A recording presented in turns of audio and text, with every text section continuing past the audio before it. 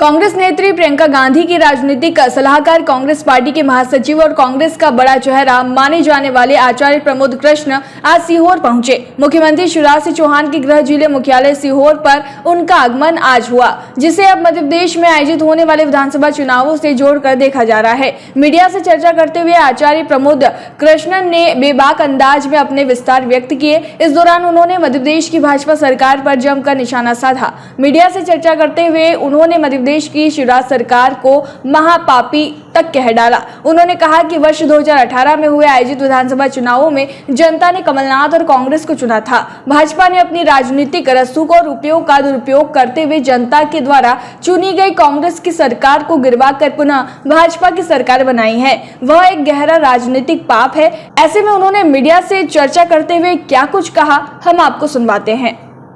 देखिए, सचिन पायलट जी की जो लड़ाई है, सचिन पायलट जी का जो संघर्ष है, वो भ्रष्टाचार के खिलाफ है। सचिन पायलट जी का जो अनशन है वो बीजेपी के राज में जो भ्रष्टाचार हुआ है उसके खिलाफ है। सचिन पायलट का अनशन कांग्रेस के खिलाफ नहीं है। मुझे लगता है सचिन पायलट ने कोई भी पार्टी विरोधी गतिविधि नहीं की है, तो इसलिए कांग्रेस नेतृत्व भारत की वर्तमान राजनीतिक परिस्थितियों और भारत के भविष्य को देखते हुए कोई फैसला ले। राहुल गांधी जी की जो लोकसभा की सदस्यता खत्म हुई है वो एक फर्जी केस के मुकदमे में हुई है, फर्जी मुकदमे में हुई है। लेकिन बीजेपी को ये समझ लेना चाहिए कि राहुल गांधी की सदस्यता खत्म होने का मतलब ये कतई नहीं है कि राहुल गांधी खत्म हो गए हैं, ये कतई नहीं है कि कांग्रेस खत्म हो गई है, ये कतई नहीं है कि सियासत खत्म हो गई है। हम लोग अदालत पर पूरा विश्वास करते हैं, भरोसा करते हैं, लेकिन हम जनता की अदालत को सबसे बड़ी अदालत मानते हैं और 2024 में हम जनता की अदालत में जा करके जनता की अदालत से कौन प्रधानमंत्री का चेहरा होंगे 2024? देखिए, कोई भी कांग्रेस में बहुत नेता हैं जो प्रधानमंत्री का चेहरा बनने की योग्यता रखते हैं। ऐसे ही जो तमाम रीजनल पार्टियां हैं जो मोदी सरकार को हटाना चाहती हैं और इस देश के भविष्य को सुरक्षित रखना चाहती हैं, उनकी अपनी अपनी पार्टियों के अपनी अपनी दावेदारी है।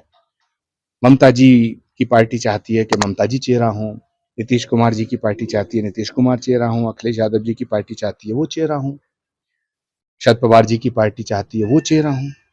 लेकिन मैं ऐसा चाहता हूं, और देश के पूरब से पश्चिम, उत्तर से दक्षिण अगर देश के हालात देखें तो उसमें प्रधानमंत्री का जो चेहरा होना चाहिए वो कांग्रेस पार्टी का होना चाहिए। जो ये दल बदलते हैं विधायक जी, जिसके कारण पिछली बार भी कांग्रेस की सरकार गिरी थी, क्या इस बार भी कुछ ऐसा उन चीजों को रोकने के लिए क्या करें? मध्य प्रदेश की जनता ने कमलनाथ जी को मैंडेट दिया, कांग्रेस को मैंडेट दिया, कमलनाथ जी को मुख्यमंत्री बनाया। कमलनाथ जी के साथ विश्वासघात हुआ, कमलनाथ जी के साथ धोखा हुआ, कमलनाथ जी के साथ छल हुआ, जिसका नतीजा है कि धन के और ताकत के और षड्यंत्र के आधार पर उनकी सरकार को गिरा करके 4 साल से शिवराज जी ने सरकार चलाई है। ये शिवराज जी का महापाप है। ये मध्य प्रदेश की सरकार को छोड़िए, ये पूरे देश की सरकार को ले डूबेगा। भारत की राजनीति में प्रियंका गांधी इस वक्त सबसे ज्यादा लोकप्रिय चेहरा है। तो उत्तर से दक्षिण, पूरब से पश्चिम सभी लोग चाहते हैं प्रियंका जी वहां आए। वायनाड से चुनाव लड़ेंगे? ये फैसला प्रियंका गांधी जी का, राहुल गांधी जी का और उनकी फैमिली का है।